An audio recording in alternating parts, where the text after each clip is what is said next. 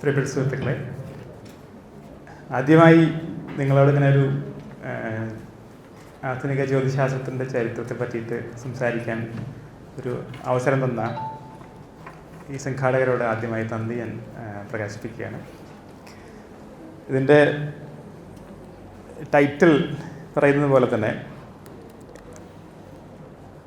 ആധുനിക ജ്യോതിശാസ്ത്രത്തിൻ്റെ ഒരു ലഘുചരിത്രമാണ് ഞാൻ അടുത്ത ഒരു അരമണിക്കൂറിൽ നിങ്ങളോട് സംവദിക്കാൻ ശ്രമിക്കുന്നത്. ഇതിൽ പറയുന്ന മിക്കവാറും കാര്യങ്ങൾ നിങ്ങൾക്ക് അറിയുന്നതായിരിക്കും, അതുകൊണ്ട് അറിയുന്നവർ ക്ഷമിക്കുക. ഈ ആസ്ട്രോണമി അല്ലെങ്കിൽ ജ്യോതിശാസ്ത്രം എന്ന് പറയുന്നത് ഏറ്റവും പുരാതനമായിട്ടുള്ള ശാസ്ത്രങ്ങളിൽ ഒന്നാണ്. ഏറ്റവും ആദ്യമായി നിലനിൽക്കുന്ന ശാസ്ത്രശാഖകളിൽ ഒന്നാണ് ജ്യോതിശാസ്ത്രം അഥവാ ആസ്ട്രോണമി.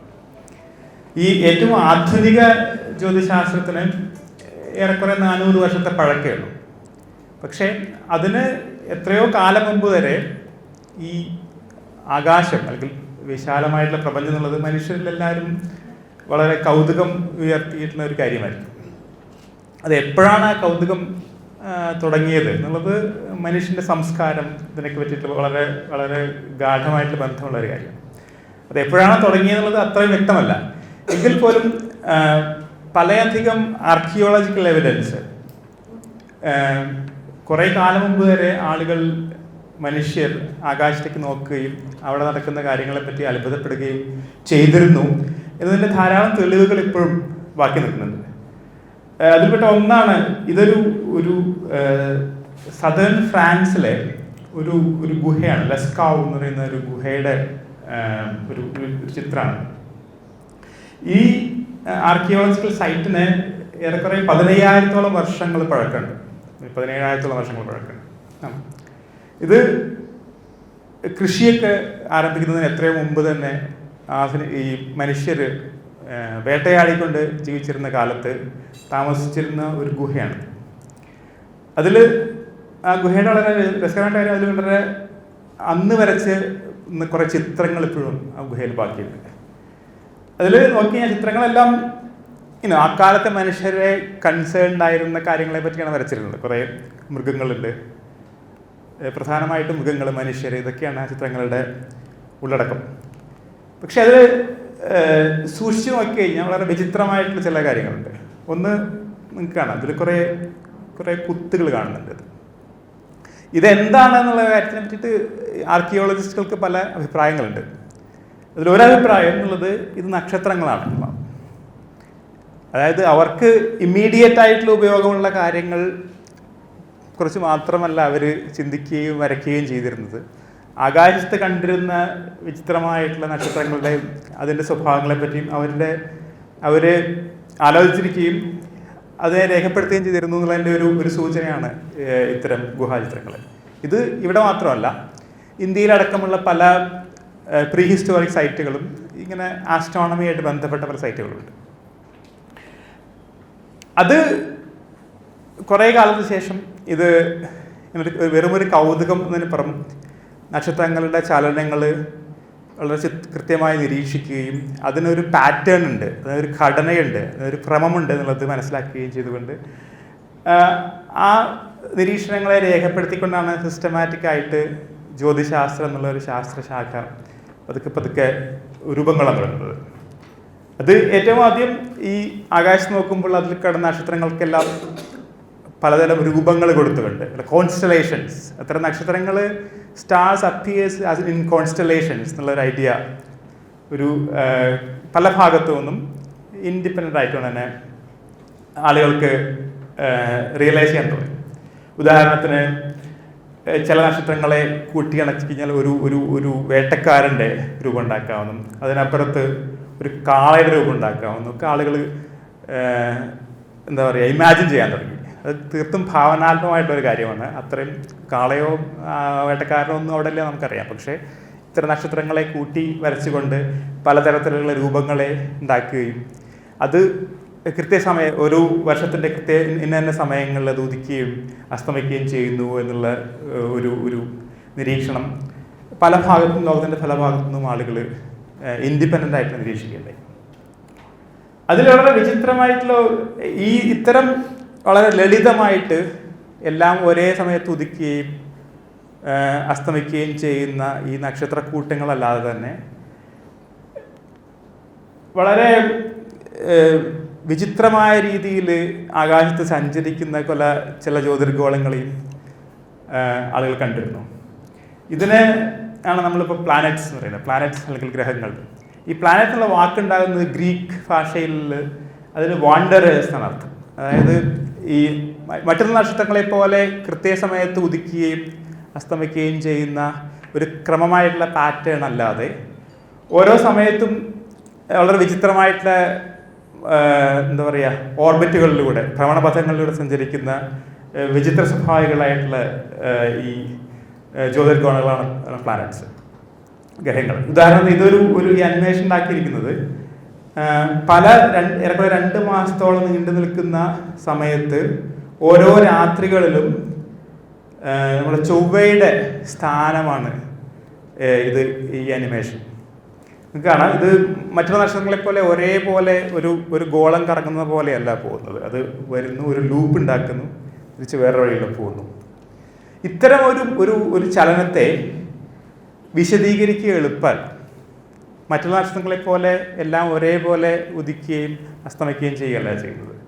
അതുകൊണ്ട് ഇത്തരം ഈ ഗ്രഹങ്ങളുടെ ഭ്രമണപഥത്തെ വിശദീകരിക്കുക എന്നുള്ളതായിരുന്നു ഒരു 10,000-3000 കാലം ആസ്ട്രോണമേഴ്സിൻ്റെ ജോലി, ജ്യോതിശാസ്ത്രന്മാരുടെ ജോലി.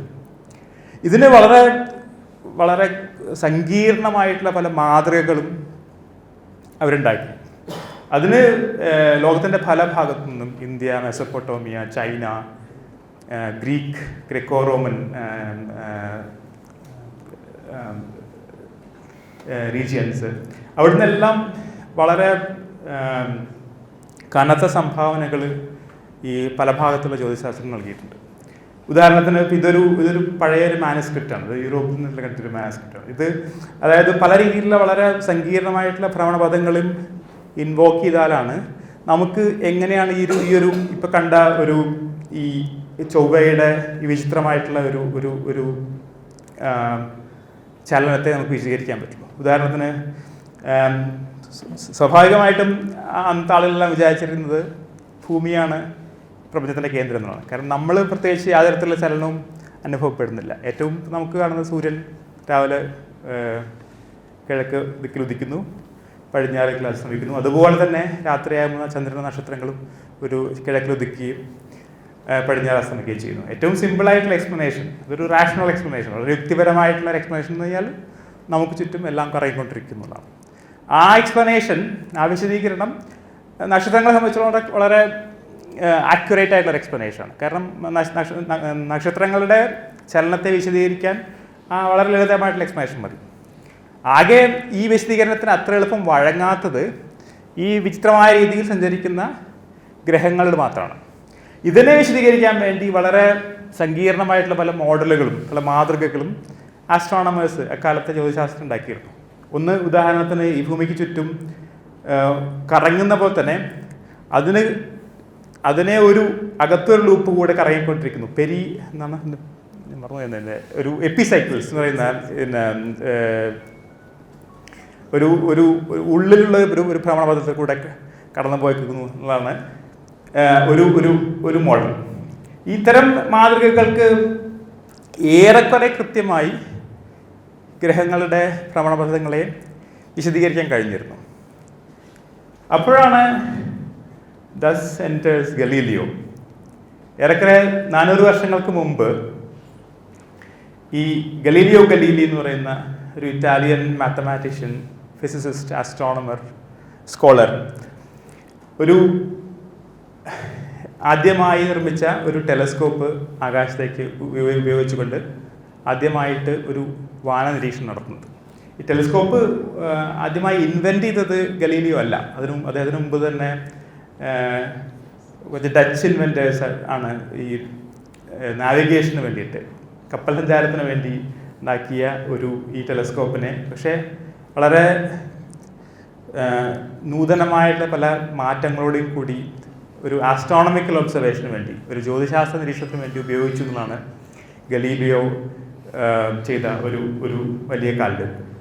പക്ഷെ ഇതൊരു ചെറിയ ഒരു ഇൻസ്ട്രുമെന്റേഷനെ സംബന്ധിച്ചിടത്തോളം ഒരു ചെറിയ കാൽവെപ്പാണെങ്കിൽ പോലും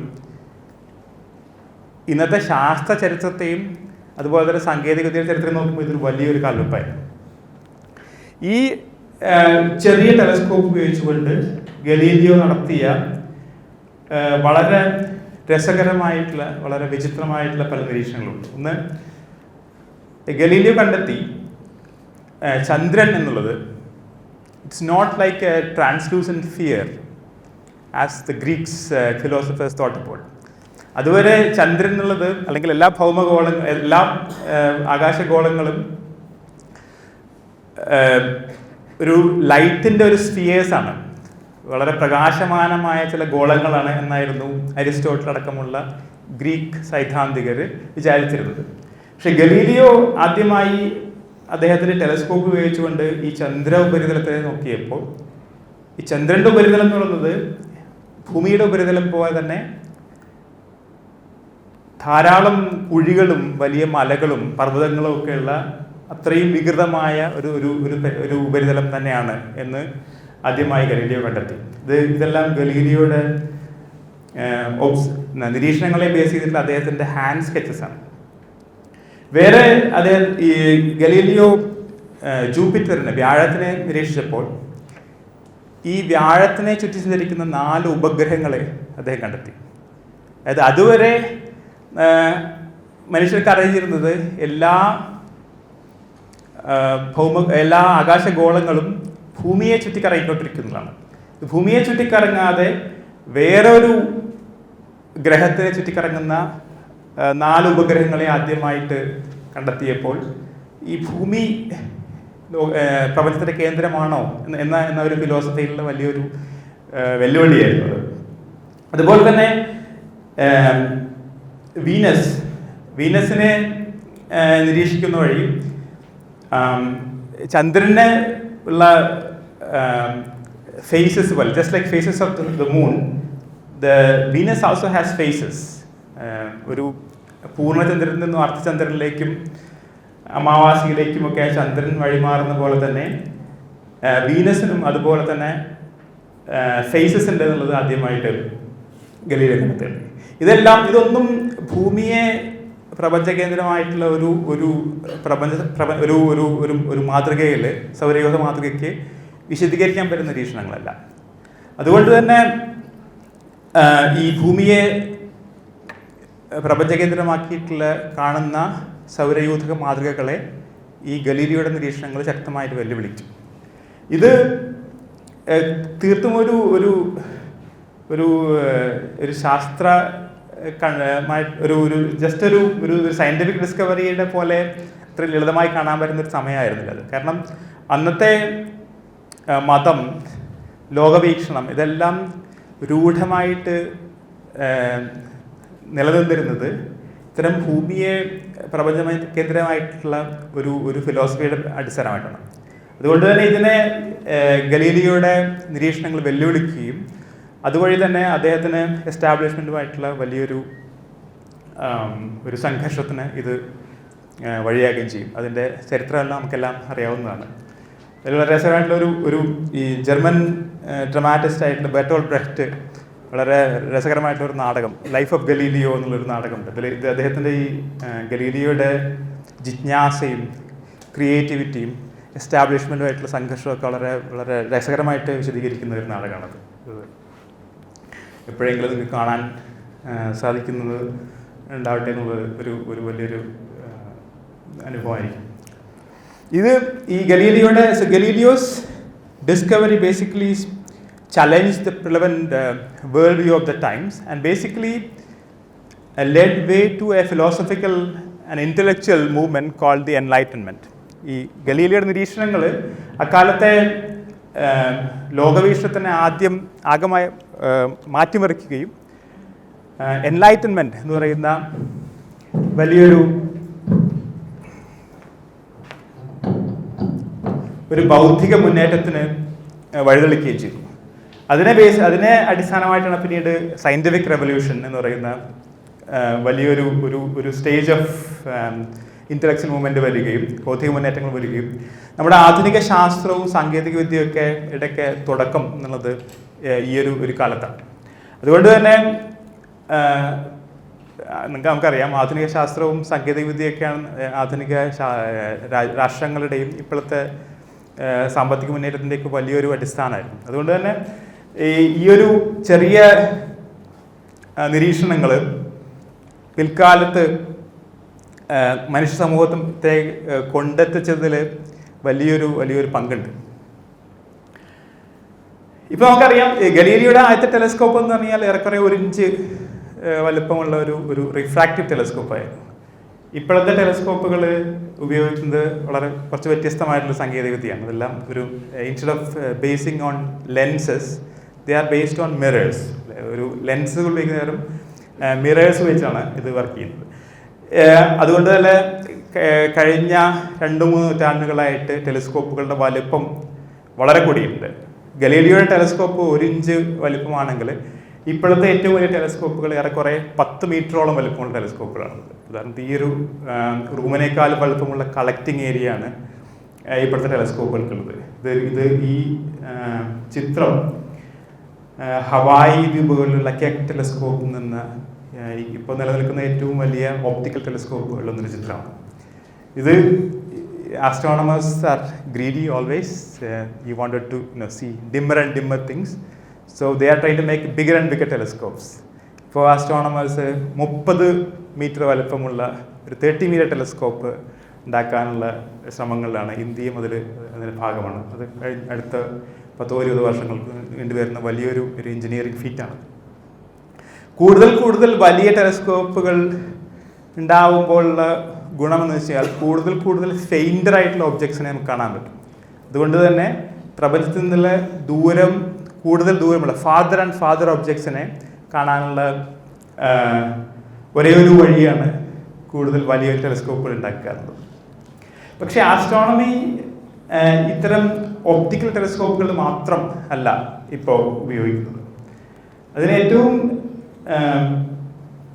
പയനിയറിംഗ് ആയിട്ടുള്ള ഒരു കണ്ടെത്തൽ നടത്തിയത് വില്യം ഹെർഷൽ എന്ന് പറയുന്ന ഒരു ശാസ്ത്രജ്ഞനാണ്. അദ്ദേഹം വളരെ കൗതുകകരമായിട്ടുള്ള ഒരു നിരീക്ഷണമാണ് ആദ്യം നടത്തിയത്. നമുക്കറിയാം നമ്മുടെ ദൃശ്യപ്രകാശം വൈറ്റ് ലൈറ്റ് എന്ന് പറഞ്ഞാൽ ഒരു പ്രിസത്തിലൂടെ കടത്തി വിട്ട് കഴിഞ്ഞാൽ അതിൻ്റെ കോമ്പണൻറ്റ് കളേഴ്സായിട്ട് സെപ്പറേറ്റ് ചെയ്യും. നമുക്ക് വളരെ ഫെമിലിയർ ആയിട്ടുള്ള വിബ്ജിയോർ കളേഴ്സ് കാണാൻ പറ്റും. നിങ്ങൾക്കറിയാം, നിങ്ങൾ പലരും സ്കൂളിൽ ഈ ഒരു എക്സ്പെരിമെൻറ്റ് ചെയ്തിട്ടുണ്ടാവും. ഈ ഹെർഷൽ ചെയ്തത് ഇതിൻ്റെ ഒരു എക്സ്റ്റൻഡ് വേർഷനാണ്. അദ്ദേഹം ചെയ്തത് ഇപ്പോൾ ഈ നമുക്ക് കാണുന്ന ദൃശ്യപ്രകാശത്തിൻ്റെ ഈ റെഡ് ലൈറ്റിൻ്റെ ചുവന്ന പ്രകാശത്തിനും അപ്പുറത്ത് ഒരു തെർമോമീറ്റർ വയ്ക്കും ചെയ്തത്. ഇപ്പം ഇവിടെ നമുക്ക് കാണുമ്പോൾ അവിടെ പ്രകാശമൊന്നുമില്ല, ഇരുട്ടാണ് അവിടെ. പക്ഷേ he saw that the temperature record by the thermometer is increasing. കുറച്ച് നേരം വെച്ച് കഴിഞ്ഞാൽ ആ തെർമോമീറ്ററിൽ റീഡ് ചെയ്യുന്ന ടെമ്പറേച്ചർ പതുക്കെ കൂടിക്കൊണ്ടിരിക്കുന്നു. അപ്പോൾ അദ്ദേഹത്തിൻ്റെ ഒരേ ഒരു എക്സ്പ്ലനേഷൻ എന്ന് വെച്ചാൽ there has to be some light that we cannot see. നമുക്ക് കാണാൻ പറ്റാത്ത ഏതോ ഒരു പ്രകാശം അവിടെ ഉണ്ട്, നമുക്ക് കാണാൻ പറ്റാത്ത ഒരു വികിരണം അവിടെ ഉണ്ട്, റേഡിയേഷൻ അവിടെ ഉണ്ട്. അദ്ദേഹം അതിനെ ഇൻഫ്രാറെഡ് റേഡിയേഷൻ എന്ന് വിളിച്ചു. ഈ ഒരു എക്സ്പെരിമെൻറ്റ് നമുക്ക് ഇപ്പോഴും വളരെ ലളിതമായി ചെയ്യാവുന്ന ഒരു കാര്യമാണ്. ഇത് ഒരു പെട്ടി എടുക്കുക, you make a box and cut a hole. അവിടെ ഒരു തുള ഒളിച്ച് അവിടെ ഒരു പ്രിസം വെച്ച് കഴിഞ്ഞാൽ you would see this familiar VIBGYOR colour. എന്നിട്ട് ഇവിടെ ഒരു തെർമോമീറ്റർ വെക്കുകയാണെങ്കിൽ കുറച്ച് നേരം വെയിറ്റ് ചെയ്ത് കഴിഞ്ഞാൽ ആ തെർമോമീറ്റർ റീഡ് ചെയ്യുന്ന ടെമ്പറേച്ചർ കൂടി വരുന്നതാണ്. ഇത് ഫുൾ കവർ ചെയ്യുകയാണെങ്കിൽ ഇവിടെ ഇരുട്ടായിരിക്കും, നമുക്കൊന്നും കാണാൻ പറ്റില്ല. പക്ഷേ തെർമോമീറ്ററിൻ്റെ റീഡിങ് കൂടി വരുന്നത്, അത് രേഖപ്പെടുത്തുന്ന ടെമ്പറേച്ചർ കൂടി വരുന്നത് കാണാം. ഇത് നിങ്ങൾക്ക് എല്ലാവർക്കും സ്കൂളിൽ ചെയ്യാവുന്ന ഒരു എക്സ്പെരിമെൻ്റ് ആണ്. You can see the infrared radiation by yourself. ഇപ്പോൾ ഓഫ് കോഴ്സ് തീർച്ചയായിട്ടും ഈ ഇൻഫ്രാറെഡ് ക്യാമറകൾ വളരെ പോപ്പുലറാണ്. ഇപ്പോൾ നമുക്ക് പലപ്പോഴും ഇപ്പോൾ ധാരാളമായിട്ട് പലതരത്തിലുള്ള ഫ്ലൂകൾ, പലതരത്തിലുള്ള വൈറൽ ഫ്ലൂകൾ വളരെ കോമൺ ആയിട്ട് എല്ലാ വർഷവും വരുന്നുണ്ട്. അപ്പോൾ ഇത്തരം കാര്യങ്ങളെല്ലാം, ഇത്തരം പനികൾ ട്രേസ് ചെയ്യുക, അതിനായിട്ട് കണ്ടുപിടിക്കുക എന്ന് വളരെ ഇമ്പോർട്ടൻ്റ് ആണ്. ഇപ്പോൾ ഓരോ വർഷവും വരുന്നത് പുതിയ വൈറസുകളാണ് അല്ലേ. പലപ്പോഴും ഇപ്പോൾ റെയിൽവേ സ്റ്റേഷനിലും എയർപോർട്ടുകളിലൊക്കെ ഇത്തരം ഇൻഫ്രാറെഡ് ക്യാമറകൾ വയ്ക്കുന്നതാണ്. ഇത് ഇൻഫ്രാറെഡ് ക്യാമറകൾ നമ്മുടെ ശരീരത്തിലെ ടെമ്പറേച്ചറിനെ ഡയറക്റ്റായിട്ട് മെഷർ ചെയ്യാൻ പറ്റും. കാരണം നമ്മുടെ ചൂടുള്ള എന്ത് വസ്തുവും റേഡിയേറ്റ് ചെയ്യുന്നുണ്ട്. അപ്പോൾ നമ്മളെല്ലാവരും പുറത്തേക്ക് ഒരു റേഡിയേഷൻ വിട്ടുകൊണ്ടിരിക്കുന്നുണ്ട്. ആ റേഡിയേഷൻ്റെ വേവ് ലെങ്ത് എന്നുള്ളത്, തരംഗദൈർഘ്യം എന്നുള്ളത് ആ വസ്തുവിൻ്റെ ചൂടിനനുസരിച്ചിരിക്കും. ഇപ്പം നമ്മൾ ഒരു ചൂടുള്ള തീയ് മഞ്ഞയായി കാണുന്നത് അതിന് ആ വിറകിൻ്റെ ചൂട് കൊണ്ടാണ്. ആ ഗ്യാസിൻ്റെ ഫ്ലെയിം നീലയായി കാണുന്നത് അതിനേക്കാൾ ചൂടുള്ളതുകൊണ്ടാണ് ഫ്ലെയിമിന്. പക്ഷേ അതിനേക്കാൾ ചൂട് കുറഞ്ഞ വസ്തുക്കളും ഒരു പ്രകാശം പുറപ്പെടുവിക്കുന്നുണ്ട്. അത് ഇപ്പോൾ ഒരു 30 ഡിഗ്രി 40 ഡിഗ്രി ടെമ്പറേച്ചറൊക്കെ ആണെങ്കിൽ അത് ഭൂരിഭാഗവും ഇൻഫ്രാറെഡ് റേഡിയേഷനാണ് വരുന്നത്. അതിനെ ഡിറ്റക്ട് ചെയ്യാനുള്ള ക്യാമറകൾ ഇപ്പോൾ വളരെ വ്യാപകമായിട്ടുണ്ട്. ഇത് ഉദാഹരണത്തിന് ഇപ്പോൾ പനിയുള്ള ആളുകൾക്ക് ടെമ്പറേച്ചർ കൂടുന്നതുകൊണ്ട് അത് കൃത്യമായി കണ്ടുപിടിക്കാൻ പറ്റും. സോ അതുപോലെ തന്നെ ഇൻഫ്രാറെഡ് ക്യാമറകൾ, എസെൻഷ്യലി ഇൻഫ്രാറെഡ് ക്യാമറകളെ പോലെ തന്നെ ശക്തമായിട്ടുള്ള ഉപകരണങ്ങൾ ഒരു ടെലിസ്കോപ്പിന് മുന്നിൽ വയ്ക്കുകയാണെങ്കിൽ അത് that will enable us to see the infrared radiation coming from the universe. പ്രപഞ്ചത്തിൽ നിന്നുള്ള ബഹിരാകാശത്തു നിന്നുള്ള ഇൻഫ്രാറെഡ് റേഡിയേഷൻസിനെ ഡിറ്റക്ട് ചെയ്യാനുള്ള ടെലിസ്കോപ്പുകളുണ്ട്. അതാണ് ഇൻഫ്രാറെഡ് ടെലിസ്കോപ്പുകൾ. സോ ഞാൻ പറഞ്ഞതുപോലെ ഓരോ ഇപ്പം നമുക്കറിയാം ദൃശ്യപ്രകാശം അതല്ലെങ്കിൽ ഇൻഫ്രാറെഡ് റേഡിയേഷൻ എന്നൊക്കെയുള്ളത് മൊത്തം വൈദ്യുതകാന്തിക തരംഗങ്ങളുടെ ഒരു ചെറിയ ഫ്രീക്വൻസി റേഞ്ച്, ചെറിയ ഒരു തരംഗദൈർഘ്യത്തിൻ്റെ റേഞ്ച് മാത്രമാണ്.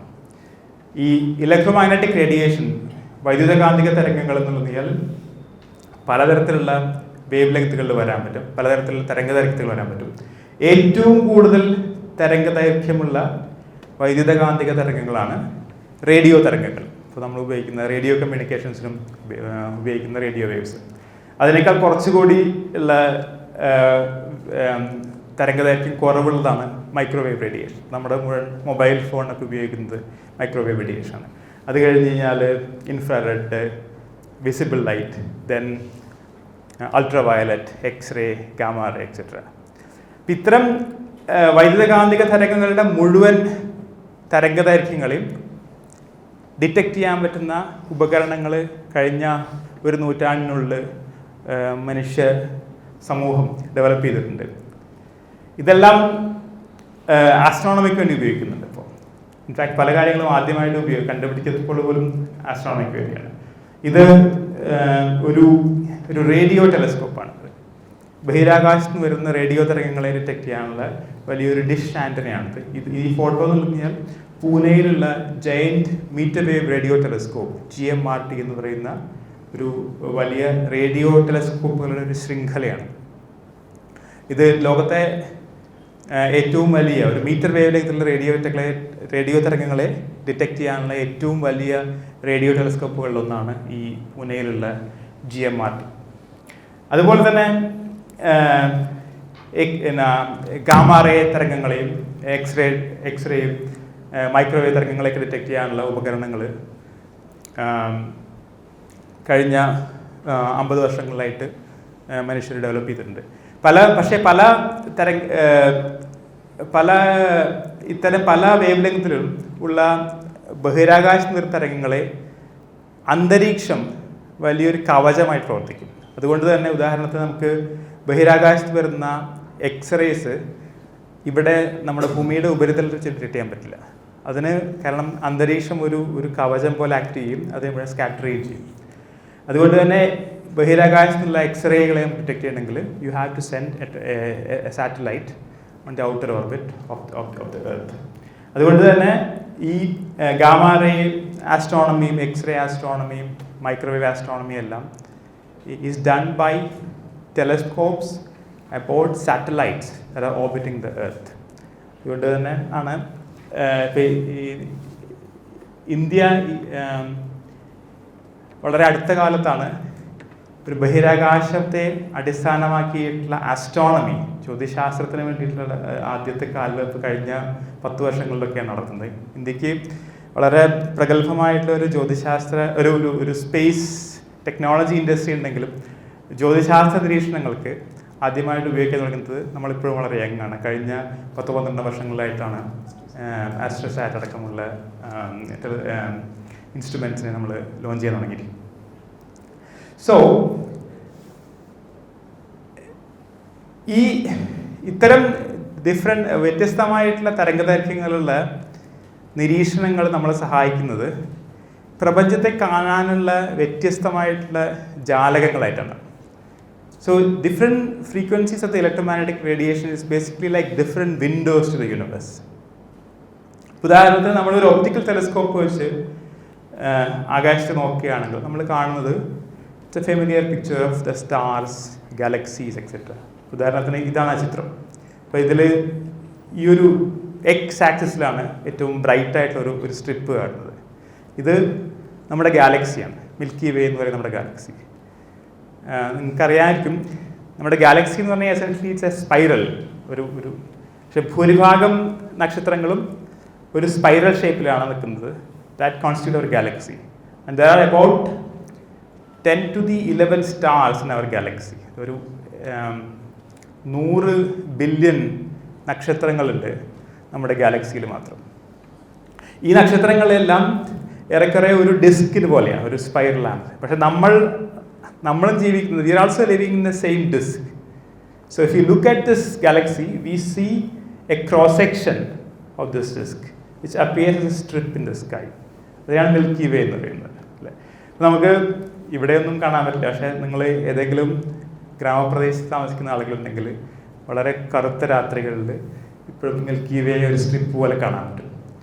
ഈ ഒരു ആസ്ട്രോണമേഴ്സ് ഇത് പ്ലോട്ട് ചെയ്യുന്ന ഒരു രീതി എന്ന് പറഞ്ഞാൽ ആ മിൽക്കി വേയുടെ പ്ലെയിനെ ആണ് എക്സ് ആക്സിസായി കാണുന്നത്.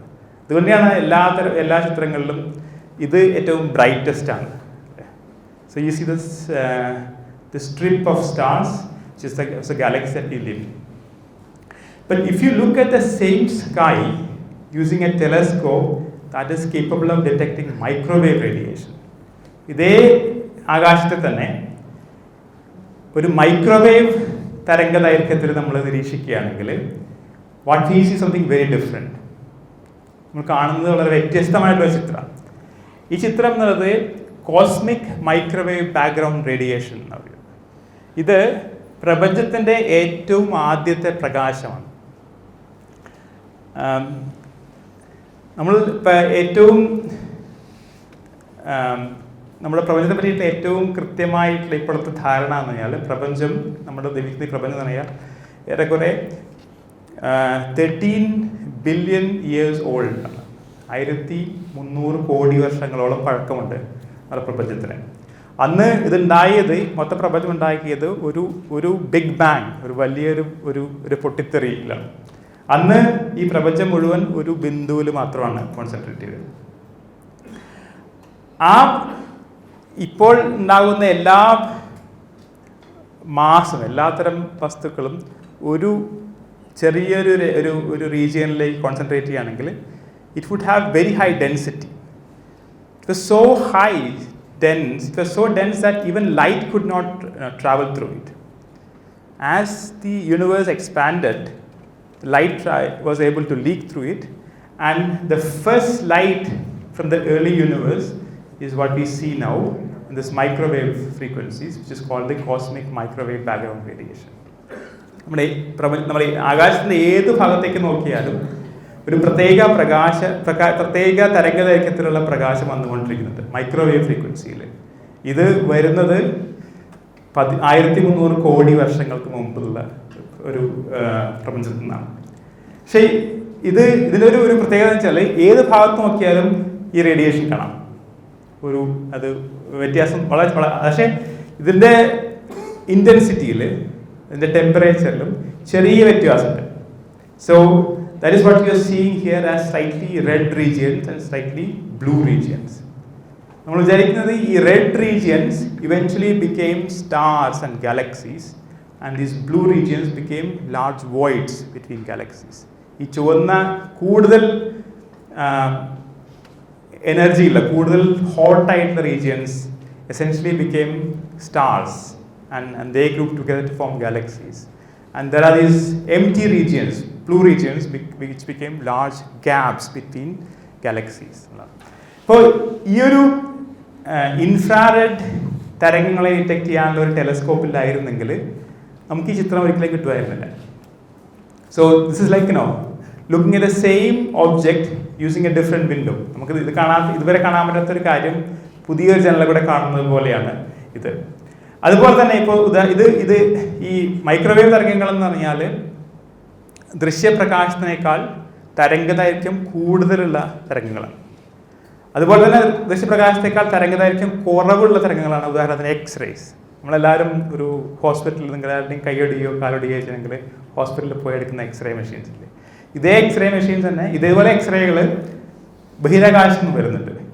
ഇതിനെ ഡിറ്റക്ട് ചെയ്യാനുള്ള ടെലസ്കോപ്പുകൾ ഉണ്ടായിരുന്നെങ്കിൽ what we see is again a very different picture. So these are the X-rays emitted by some very bright objects. Most of them are basically produced by black holes accreting gas which gets heated up and producing these hot X-rays. അപ്പോൾ ഇത് വരുന്നത് ഉദാഹരണത്തിന് ഞാൻ പറഞ്ഞില്ലേ, എല്ലാ വസ്തുക്കളും ഒരു ചൂടുള്ള എല്ലാ വസ്തുക്കളും അതിൻ്റെ റേഡിയേഷൻ പുറപ്പെടുവിക്കേണ്ടിയിരുന്നത്. അപ്പോൾ ഇത്രയും എക്സ്റേ എന്നുള്ളത് ഏറ്റവും ഹൈ എനർജി റേഡിയേഷൻസിലൊന്നാണ്. ഇത് പുറപ്പെടുവിക്കണമെങ്കിൽ അത്രയും ഉയർന്ന ടെമ്പറേച്ചർ വേണം, അത്ര ഉയർന്ന താപനില വേണം. ഇത് ഉണ്ടാകുന്നത് പലപ്പോഴും തമോഗർത്തങ്ങൾ അതിന് ചുറ്റുമുള്ള ഗ്യാസിനെ, ചുറ്റുമുള്ള വാതകങ്ങളെ ആകർഷിക്കുകയും ആ ഗ്യാസ് മോളിക്യൂൾസ് ആറ്റംസും പരസ്പരം ഉരഞ്ഞ് അതിൻ്റെ ഫ്രിക്ഷൻ മൂലം ഉണ്ടാക്കുന്ന ഹീറ്റ് കൊണ്ട് ആണ് ഇത്തരം എക്സ്റേകൾ ഉണ്ടാകുന്നത്. സോ അഗെയിൻ ഈ ഒരു എക്സ്റേ തരംഗങ്ങളെ ഡിറ്റക്ട് ചെയ്യാമെന്നുള്ള ഉപകരണങ്ങളിലായിരുന്നെങ്കിൽ ഈ പ്രപഞ്ചത്തിൽ ഇത്തരം പ്രതിഭാസങ്ങൾ ഉണ്ടാവുന്നതായിട്ട് നമുക്കറിയില്ലായിരുന്നു. So all these different frequencies of electromagnetic radiation are basically like different windows to look at the same universe, and each of these observations tell you something different about the universe that we did not know until then. അതുവരെ നമുക്കറിയാത്ത പല കാര്യങ്ങളാണ് ഓരോ പുതിയ ഇൻസ്ട്രുമെൻസും പുതിയ ജ്യോതിശാസ്ത്രത്തിൻ്റെ പുതിയ ശാഖകളും നമുക്ക് കാണിച്ചു തരുന്നത്. And it is fair to say that almost everything that we know about the universe came from all these different observations of the electromagnetic phase. പ്രപഞ്ചത്തെ പറ്റി ഇപ്പം നമുക്കറിയാവുന്ന ആൾമോസ്റ്റ് എല്ലാ കാര്യങ്ങളും, ഭൂരിഭാഗം കാര്യങ്ങളും നമ്മൾ പഠിച്ചത് വൈദ്യുതകാന്തിക തരംഗങ്ങളുടെ നിരീക്ഷണത്തിലൂടെയാണ്. പല തരംഗദൈർഘ്യങ്ങളിലുള്ള വൈദ്യുതകാന്തിക തരംഗങ്ങളുടെ നിരീക്ഷണത്തിലൂടെയാണ്. പക്ഷേ ഏറ്റവും പുതിയ നിരീക്ഷണങ്ങളിലൊന്നാണ് നിങ്ങളെല്ലാം കേട്ടിട്ടുള്ള M87 എന്ന ഗാലക്സിക്ക് നടുക്കുള്ള ഒരു സൂപ്പർ മാസീവ് ബ്ലാക്ക് ഹോളിൻ്റെ വിഷ്വലൈസേഷൻ. ഇത് വളരെ റിമാർക്കബിൾ ആയിട്ടുള്ള ഒബ്സർവേഷനാണ്. ഇതുണ്ടാക്കുന്നത് ലോകത്തിൻ്റെ പല ഭാഗത്തു നിന്നുള്ള റേഡിയോ ടെലസ്കോപ്പുകളുടെ ഡേറ്റ കമ്പൈൻ ചെയ്തുകൊണ്ട് VLBI, very large baseline interferometry എന്ന് പറയുന്ന ഒരു സാങ്കേതിക വിദ്യയിലൂടെ ഇത്തരം പലതരത്തിലുള്ള ടെലസ്കോപ്പുകളുടെ ഡേറ്റ കമ്പൈൻ ചെയ്തുകൊണ്ട് ഒരു സിന്തറ്റിക് ടെലസ്കോപ്പ്, എസെൻഷ്യലി പല ടെലസ്കോപ്പുകളുടെ ഡേറ്റ കമ്പൈൻ ചെയ്യുന്ന വഴി ഈ ഭൂമിയുടെ ഏറെക്കുറെ അത്രയും വലുപ്പമുള്ള ഒരു സിന്തറ്റിക് ടെലസ്കോപ്പിന് ഉണ്ടാക്കിയാണ് ഈ ഒരു ഇവൻറ്റ് ഹൊറൈസൺ ടെലസ്കോപ്പ് ചെയ്തത്. അത് ചെയ്ത വഴി വളരെ കൃത്യമായിട്ടുള്ള ആംഗുലർ റെസൊല്യൂഷനിലൂടെ നമുക്കടുത്തുള്ള M87 എന്നുള്ള ഗാലക്സിയുടെ നടുക്കുള്ള ഒരു സൂപ്പർ മാസീവ് ബ്ലാക്ക് ഹോളിൻ്റെ ഇമേജാണ് ആദ്യമായിട്ട് അവർ പ്രൊഡ്യൂസ് ചെയ്തിരുന്നത്. ഇതിൽ നടുക്ക് കാണുന്ന ഈ ഷാഡോ എന്ന് പറയുന്നത് അതിനെ നടുക്ക് ജീവിക്കുന്ന ഒരു സൂപ്പർ മാസീവ് ബ്ലാക്ക് ഹോളിൻ്റെ നിഴലാണ് ഇറക്കി നമുക്ക് കാണുന്നത്. പക്ഷേ ആസ്ട്രോണമി എന്നുള്ളത് ഇപ്പോൾ ഇലക്ട്രോമാഗ്നറ്റിക് വേവ്സിൽ വൈദ്യുതകാന്തിക തരംഗങ്ങളെ മാത്രം ആധാരമാക്കിയിട്ടുള്ളതല്ല. ഈ ഒരു 20ാം നൂറ്റാണ്ടിൻ്റെ ഒരു രണ്ടാം പകുതി മുതൽ സബ് ആറ്റോമിക് പാർട്ടിക്കിൾസിനെ ഉപയോഗിച്ചുകൊണ്ടുള്ള ആസ്ട്രോണമിക്കൽ ഒബ്സർവേഷൻസും സാധ്യമാണ്. ഇപ്പോൾ നമുക്കറിയാം എല്ലാത്തരം വസ്തുക്കളും, നമ്മൾ കാണുന്ന എല്ലാത്തരം വസ്തുക്കളും ഉണ്ടാകുന്നത് ആറ്റങ്ങൾ കൊണ്ടാണ്. ആറ്റങ്ങളുടെ നടുക്ക് ഒരു ന്യൂക്ലിയസ് ഉണ്ട്, അതിനെ ചുറ്റുന്ന ഒരു ഇലക്ട്രോൺ ക്ലൗഡ് ഉണ്ട്, അപ്പോൾ ഇലക്ട്രോണുകൾ ചുറ്റിക്കറങ്ങിക്കൊണ്ടിരിക്കുന്നുണ്ട്. ഈ ന്യൂക്ലിയസുകൾ തന്നെ ഉണ്ടാക്കിയിരിക്കുന്നത് പ്രോട്ടോൺ, ന്യൂട്രോൺ എന്നടക്കമുള്ള സബാറ്റോമിക് കണങ്ങൾ കൊണ്ടാണ്. ഈ പ്രോട്ടോണുകൾ ഉണ്ടാക്കിക്കൊണ്ട് ന്യൂട്രോണുകൾ ഉണ്ടാകുന്നത് അതിനേക്കാളും ചെറിയ സബാറ്റോമിക് കണങ്ങളായിട്ടുള്ള ക്വാർക്കുകൾ കൊണ്ടാണ് എന്നുള്ളത് പിന്നീട് നമ്മൾ പഠിക്കുകയുണ്ടായി. ഇപ്പോൾ ഏറ്റവും ആദ്യം പ്രകാശം കൊണ്ടല്ലാത്ത ജ്യോതിശാസ്ത്ര നിരീക്ഷണങ്ങൾ ആദ്യമായിട്ട് സാധ്യമാക്കിയത് ഈ പ്രോട്ടോണുകളും അല്ലെങ്കിൽ ആറ്റോമിക് ന്യൂക്ലിയകളും കൊണ്ടുള്ള ഒബ്സർവേഷൻസ് ആണ്. Just like light, there are subatomic particles coming from outer space. ഭൂമിക്ക് പുറത്തുനിന്നുള്ള പലതരത്തിലുള്ള സ്രോതസ്സുകളിൽ നിന്നും വരുന്ന പ്രോട്ടോണുകളും ന്യൂക്ലിയസുകളും നമ്മളെ എപ്പോഴും ഹിറ്റ് ചെയ്തുകൊണ്ടിരിക്കുന്നുണ്ട്. ഇതാണ് കോസ്മിക് റേസ് എന്ന് പറയുന്നത്. അത് ഡിറ്റക്റ്റ് ചെയ്യാനുള്ള പലതരത്തിലുള്ള ഉപകരണങ്ങളുണ്ട്. അത് ഇന്ത്യൻ ശാസ്ത്രലോകം ഇക്കാര്യത്തെ വളരെ പൈനിയറിംഗ് ആയിട്ടുള്ള പല കണ്ടെത്തൽ നടത്തിയിട്ടുണ്ട്. ഇപ്പോൾ ഈ 1940 മുതൽ ഇന്ത്യയിൽ വളരെ ശക്തമായിട്ടുള്ളൊരു കോസ്മിക് റേ ഒബ്സർവേറ്ററി പ്രോഗ്രാം ഉണ്ടായിരുന്നു. അത് TIFRന്റെ ഉപജ്ഞാതാവായിട്ടുള്ള ഭാവ അടക്കമുള്ള ഫൗണ്ടറായിട്ട് ഭാവ അടക്കമുള്ള ആളുകൾ വളരെ പ്രധാനപ്പെട്ട സംഭാവനകൾ നൽകിയിട്ടുണ്ട്. വിക്രം സാരാഭായെ പറ്റി നമ്മൾ കേട്ടു നേരത്തെ ഡോക്യുമെൻ്ററിയിൽ. Essentially when these cosmic rays hit our atmosphere, atoms in the atmosphere, they would create secondary particles, and which would hit other atoms and create more and more particles and create a shower of particles. ഈ cosmic ray കണങ്ങൾ, ഒരു പ്രോട്ടോണുകൾ, ഒരു atomic ന്യൂക്ലിയകൾ നമ്മുടെ അന്തരീക്ഷത്തിലുള്ള ആറ്റങ്ങളെ ഇടിക്കുകയും പലതരത്തിലുള്ള secondary particles അതിനെ produce ചെയ്യുകയും ചെയ്യും. ഈ സെക്കൻഡറി പാർട്ടിക്കിൾസ് വീണ്ടും അന്തരീക്ഷത്തിലുള്ള ആറ്റങ്ങളുമായിട്ട് ഇൻറ്ററാക്ട് ചെയ്ത് ടേർഷ്യറി പാർട്ടിക്കിൾസ് പ്രൊഡ്യൂസ് ചെയ്യും. അങ്ങനെ essentially a single cosmic ray can produce a shower of secondary and tertiary particles. And this can be detected by a number of detectors, which could be like even water tanks. പലതരത്തിലുള്ള detector, പലതും വലിയ water ടാങ്കുകളാണ് ഇത് detect ചെയ്യാനുള്ള ഉപകരണങ്ങൾ. പലതരം ടെക്നോളജികളുണ്ട് essentially. So and there are many observatories that look for cosmic rays. ഇത് ഈ കാണുന്നത് ultra high energy cosmic rays എന്ന് പറയുന്ന വളരെ വെരി ഹൈ എനർജി ഉള്ള വരുന്ന കോസ്മിക കണങ്ങളെ ഡിറ്റക്ട് ചെയ്യാനുള്ള ഒരു ഒബ്സർവേറ്ററിയുടെ ഒരു രൂപരേഖയാണത്. ഇതിൻ്റെ പേര് ഓജർ ഒബ്സർവേറ്ററി, അർജന്റീനയിലുള്ള ഒരു ഓജർ ഒബ്സർവേറ്ററി എന്ന് പറയുന്ന ഒബ്സർവേറ്ററിയാണ്. ഈ ഒബ്സർവേറ്ററി ഡിറ്റക്ട് ചെയ്ത കോസ്മിക് റേസിൻ്റെ ഒരു ചിത്രമാണ് ഇത് കോസ്മിക് റേസിൻ്റെ ചിത്രമല്ല, ഇത് ആകാശത്തിൻ്റെ ഏത് ഭാഗത്തു നിന്ന് ആണ് ഈ കോസ്മിക് റേസ് വരുന്നത് എന്നതാണ് ഈ ബ്ലാക്ക് ഡോട്ടുകൾ കാണിക്കുന്നത്. ഇത്തരം കോസ്മിക് റേസ് ഇതൊരു പ്രത്യേകത എന്ന് വെച്ചാൽ they are extremely high energetic. നമുക്കറിയാം, നമ്മുടെ ഭൂമിയിലുള്ള ലാബോറട്ടറികളിൽ ഈ പാർട്ടിക്കിൾസിനെ, സബാറ്റോമിക് പാർട്ടിക്കിൾസിനെ ആക്സിലറേറ്റ് ചെയ്യാവുന്ന വലിയ ആക്സിലറേറ്ററുകളുണ്ട്. അതിൽ ഏറ്റവും പ്രധാനപ്പെട്ട ഒന്നാണ് നമ്മളെല്ലാം കേട്ടിരിക്കുന്ന ലാർജ് ഹാഡ്രോൺ കൊളൈഡർ എന്ന് പറയുന്ന സേണിലെ വലിയ ലാബോറട്ടറി. അതിലുണ്ടാക്കുന്ന സബാറ്റോമിക് പാർട്ടിക്കിൾസിൻ്റെ എനർജിയേക്കാളും ഊർജ്ജത്തെക്കാളും എത്രയോ ലക്ഷം എനർജറ്റിക്കാണ്, മില്യൺ ടൈംസ് മോർ എനർജറ്റിക്കാണ് ഈ ultra high energy cosmic rays. So there must be a cosmic accelerator that is producing this very high energy cosmic rays somewhere in the universe, and we do not know what that is. നമ്മൾ മനുഷ്യരുണ്ടാക്കുന്ന ലബോറട്ടറികളിൽ ഉണ്ടാക്കുന്ന ഊർജ്ജത്തെക്കാളും കൂടുതൽ എത്രയോ ലക്ഷത്തിന് മടങ്ങ് ഊർജ്ജമുള്ള ഈ കണങ്ങളെ ഉണ്ടാക്കുന്ന ഏതൊക്കെയോ natural accelerators ഉണ്ട് പ്രപഞ്ചത്തിൻ്റെ പല ഭാഗങ്ങളിലും. അതാണ് ഇത്രയും ഉയർന്ന ഊർജ്ജ നിലയിലുള്ള കണങ്ങളെ ഉണ്ടാക്കുന്നത്. അതെന്താണെന്ന് നമുക്കിപ്പോഴും അറിയില്ല. പലതരത്തിലുള്ള കാൻഡിഡേറ്റ്സ് ഉണ്ട്, ഇൻക്ലൂഡിങ് ബ്ലാക്ക് ഹോൾസ്. പക്ഷേ കഴിഞ്ഞ ഒരു 1-2 ഒരു ഡിക്കേഡായിട്ടാണ് ഒരു വ്യാഴവട്ടത്തിനുള്ളിലാണ് ഇത്തരം ഒബ്സർവേഷൻസ് സാധ്യമാക്കുന്നത്. ഇത് പുതിയൊരു ആസ്ട്രോണമിയുടെ ഒരു പുതിയ ബ്രാഞ്ചിൻ്റെ, ജ്യോതിശാസ്ത്രത്തിൻ്റെ ഒരു പുതിയ മേഖലയുടെ ആദ്യ പടിയാണ്. ഇത് എന്തായിരിക്കും എന്നുള്ളത് കൂടുതൽ അടുത്ത കുറച്ച് വർഷങ്ങൾക്കുള്ളിൽ പതുക്കെ മനസ്സിലാക്കുമെന്നാണ് പ്രതീക്ഷിക്കുന്നത്. So whenever a new branch of astronomy comes in, you get to see phenomena that we did not know to exist until then. And only in the next following decades we will start to understand what that phenomena is. അങ്ങനെയാണ് ഇപ്പോൾ ജ്യോതിശാസ്ത്രത്തിൻ്റെ ചരിത്രം പരിശോധിക്കുകയാണെങ്കിൽ ഈ ഒരു മേഖലയിലൂടെയാണ് എല്ലാത്തരം ശാഖകൾ കടന്നു പോയിരിക്കുന്നത്. അടുത്ത അതുപോലെയുള്ള വേറെയും ഉപകരണങ്ങളുണ്ട്. ഉദാഹരണത്തിന് ന്യൂട്രിനോകൾ എന്ന് പറയുന്ന വേറെയും സബാറ്റങ്ങൾ കണകളുണ്ട്. ഇതിനെ ഡിറ്റക്ട് ചെയ്യാനുള്ള പലതരത്തിലുള്ള ഒബ്സർവേറ്ററികളുണ്ട്. അതിൽ ഏറ്റവും പ്രധാനപ്പെട്ട ഒരു ഒബ്സർവേറ്ററിയാണ് അന്റാർട്ടിക്കയിലുള്ള ഐസ് ക്യൂബ് എന്ന് പറയുന്ന ഒബ്സർവേറ്ററി. ഈ അന്റാർട്ടിക്കയിലുള്ള ഐസ് ക്യൂബ് ഒബ്സർവേറ്ററിയുടെ ഒരു ആക്ച്വൽ ഫോട്ടോഗ്രാഫാണിത്.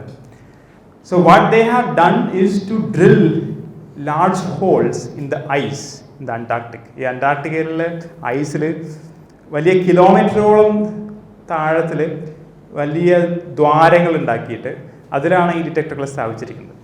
ഈ ന്യൂട്രിനോകൾ ഈ ഐസിലൂടെ കടന്നു പോകുമ്പോൾ അത് പ്രത്യേക തരത്തിലുള്ള പ്രകാശം പുറപ്പെടുവിക്കും, ചെറക്കോ റേഡിയേഷൻ. ആ പ്രകാശത്തിനെ ഡിറ്റക്ട് ചെയ്തിട്ട് അത് വരുന്ന ഡയറക്ഷൻസിനെ അത് കണ്ടെത്താനാണ് ഈ ഐസ് ക്യൂബ് ഒബ്സർവേറ്ററി ചെയ്യുന്നത്. ഇതും അതുപോലെ തന്നെ ഈ ഐസ് ക്യൂബ് ഒബ്സർവേറ്ററി കഴിഞ്ഞ കുറച്ച് വർഷങ്ങളായിട്ട് ഡിറ്റക്ട് ചെയ്തിരിക്കുന്ന ന്യൂട്രിനോസിൻ്റെ, ഹൈ എനർജി ന്യൂട്രിനോസിൻ്റെ അറൈവൽ ഡയറക്ഷൻ, ഏത് ഭാഗത്തു നിന്നാണ് അത് വരുന്നത് എന്നാണ് ചിത്രം കാണിക്കുന്നത്. Again, we are not entirely sure what is producing this very high energy neutrinos. ആദ്യമായിട്ട് ഒരു സൂചന കഴിഞ്ഞ വർഷം കിട്ടുകയുണ്ടായി. ഇതുപോലെ അതും ഒരു ബ്ലാക്ക് ഹോളാണ് അത് ഇൻവോൾവായിരിക്കുന്നത്. പക്ഷേ എപ്പോഴും ഇതും പുതിയൊരു ആസ്ട്രോണമി, ന്യൂട്രിനോയെ അടിസ്ഥാനമാക്കിയിട്ടുള്ള ഒരു ജ്യോതിശാസ്ത്രത്തിൻ്റെ ആദ്യപടിയാണിത്. ഇക്കൂട്ടത്തിലെ ഏറ്റവും അവസാനത്തേതാണ് ഗ്രാവിറ്റേഷണൽ വേവ്സ് അഥവാ ഗുരുത്വ തരംഗങ്ങൾ.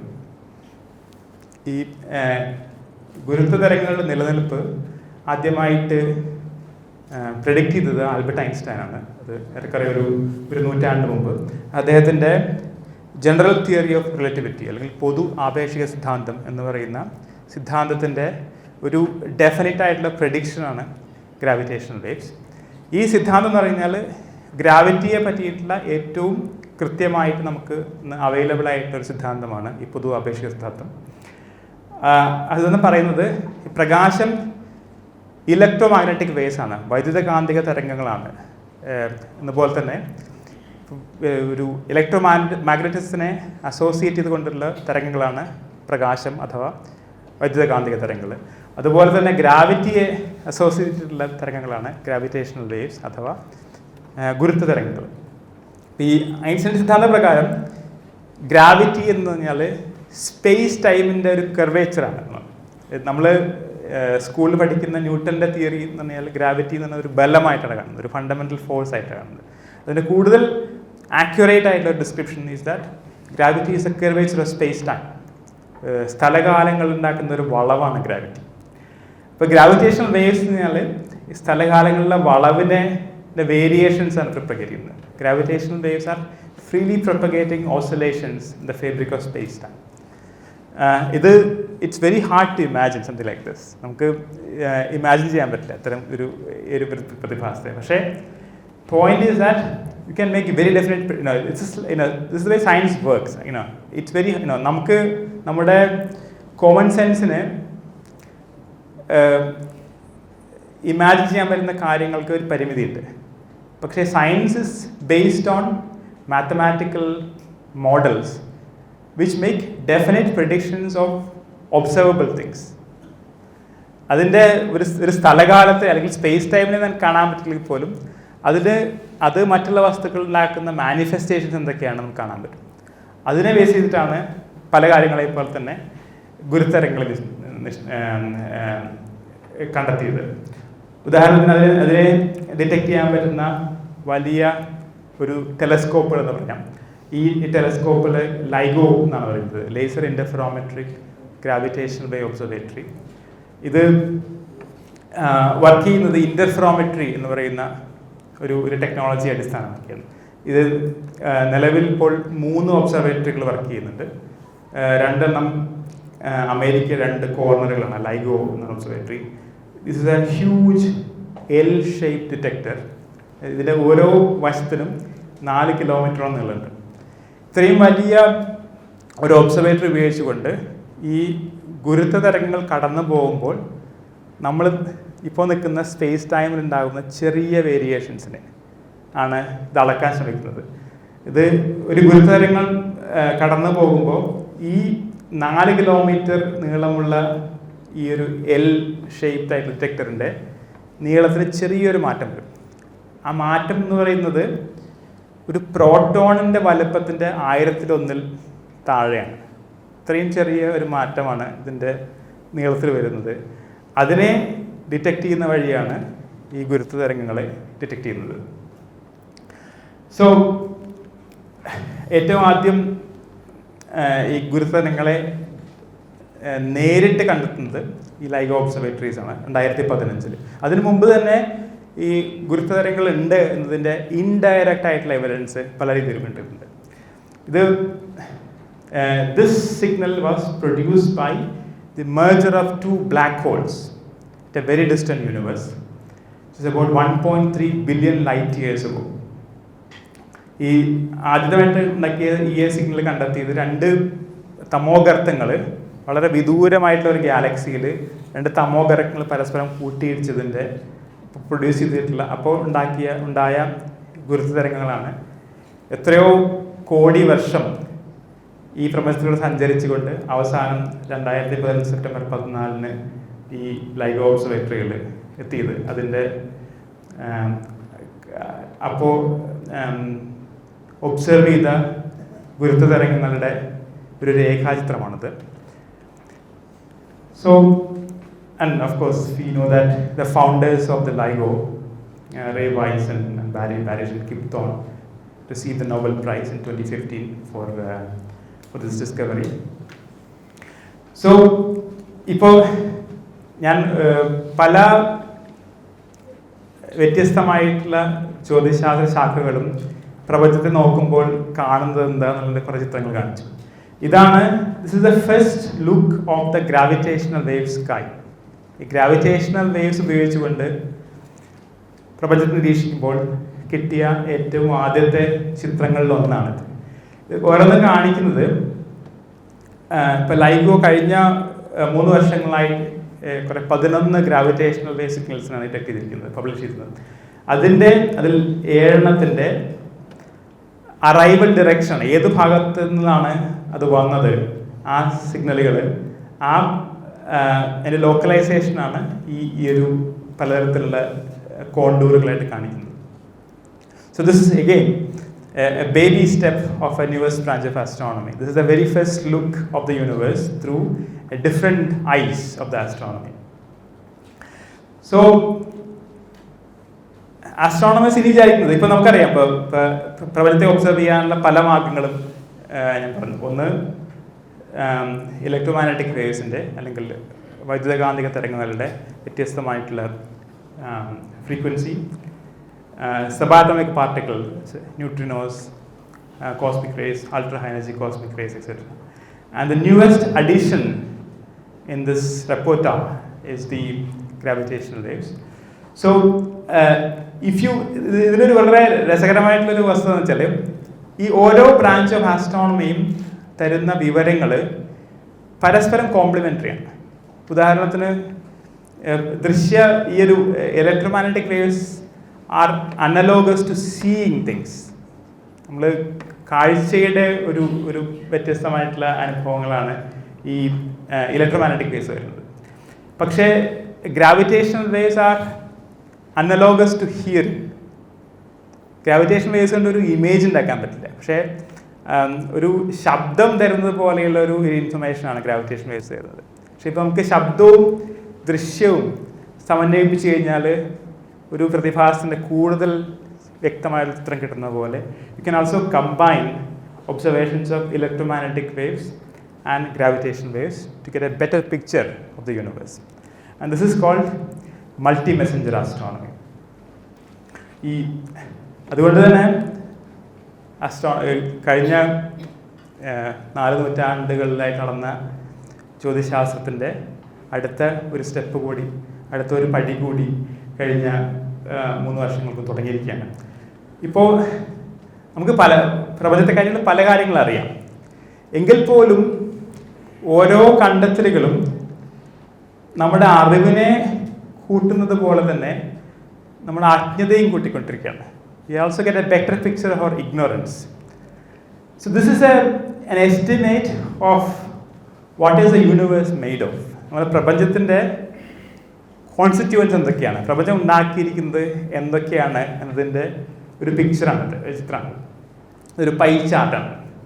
നമുക്കറിയാവുന്ന, നമുക്ക് പരിമിതമായെങ്കിലും അറിയാവുന്ന ആറ്റംസ്, മോളിക്യൂൾസ് എല്ലാം പ്രപഞ്ചത്തിൻ്റെ ഏറെക്കുറെ 4% ഭാഗം മാത്രമേ ഉള്ളൂ.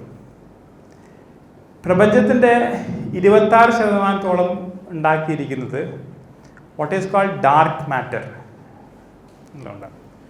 ഏറെക്കുറെ 70% ഉണ്ടാക്കിയിരിക്കുന്നത് what is called dark energy. It's a very very different property. അത് നമ്മുടെ പ്രപഞ്ചം നമ്മളെ ബിഗ് ബാങ്ങിൽ തുടങ്ങിയിട്ട് പ്രപഞ്ചം വികസിച്ചുകൊണ്ടിരിക്കുകയാണ്.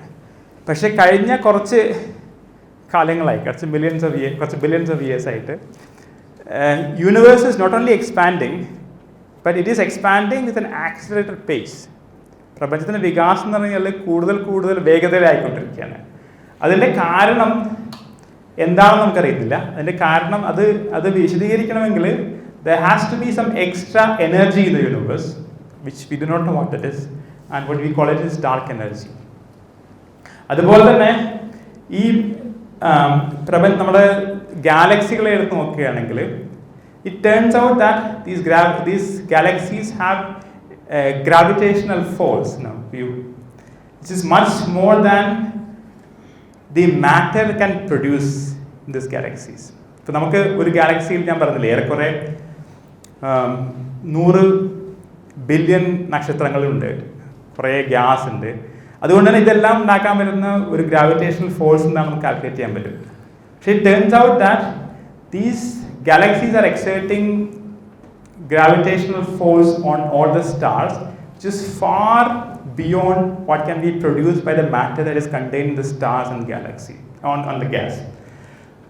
അപ്പോൾ അതിന് ഒരേ ഒരു എക്സ്പ്ലനേഷൻ, നമുക്ക് കാണാൻ പറ്റാത്ത ഒരു ദ്രവ്യം, ഒരു ഡാർക്ക് മാറ്റർ ഉണ്ട്. And it turns out that this dark matter is basically accounts for about 26% of the universe.